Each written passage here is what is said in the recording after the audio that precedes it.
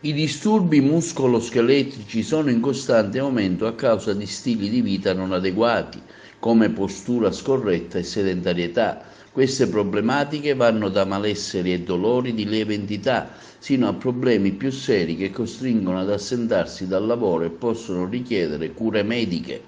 Per questo motivo il Centro Medico Bellanca di Sciacca ha lanciato una campagna di prevenzione, grazie alla quale fino al 31 dicembre sarà possibile effettuare un consulto gratuito con il dottor Domenico Minì, medico chirurgo e dottore in chiroterapia, diplomato in agopuntura e omeopatia.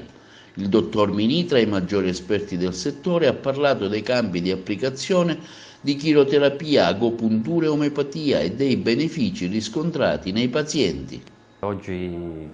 tutte le età praticamente cominciano a soffrire di difetti posturali, di contratture muscolari, di disturbi neurologici, intolleranze alimentari, diciamo, è un campo vastissimo dove si applica tantissimo sia l'agopuntura che l'omeopatia che la chiroterapia. Principalmente l'apparato muscoloscheletrico, che è quello più diffuso, appunto come dicevo, da cattive posture, da contratture varie, da una postura sbagliata sia sul campo di lavoro che anche praticare degli sport che non sono perfettamente adatti al disturbo che accusa il paziente, oppure tanti esercizi in palestra che sono nettamente sbagliati, che però il paziente non sa appunto che sono sbagliati e continua a farli procurandosi appunto questi disturbi che difficilmente vanno via anche con i farmaci, che una prima visita, diciamo, ortopedica o neurologica è il consiglio più comune di dare dei farmaci, cioè curare sempre il sintomo ma mai la causa. Queste branche che sono appunto si intersecano fra di loro e sono molto complete, diciamo che se possiamo fare una percentuale il miglioramento è in oltre il 90% dei pazienti.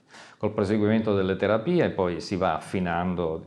il disturbo originario o i disturbi originari che poi vanno piano piano assottigliandosi sino alla guarigione del paziente. Abbiamo ricevuto la visita di una paziente che è venuta per la terza volta, che la prima volta è venuta accompagnata dal marito, sostentata, proprio appoggiata, che non riusciva a camminare, e che alla terza seduta è venuta invece con la sorella guidando la macchina lei stessa, con una forte sciatica che adesso non c'è più, ci sono solo dei piccoli disturbi vertebrali. È stata curata con agopuntura e chiropratica. L'invito della campagna è di recarsi al centro per farsi visitare tutti quei pazienti che hanno disturbi cervicali, dorsali, lombari, anche alle braccia, alle spalle.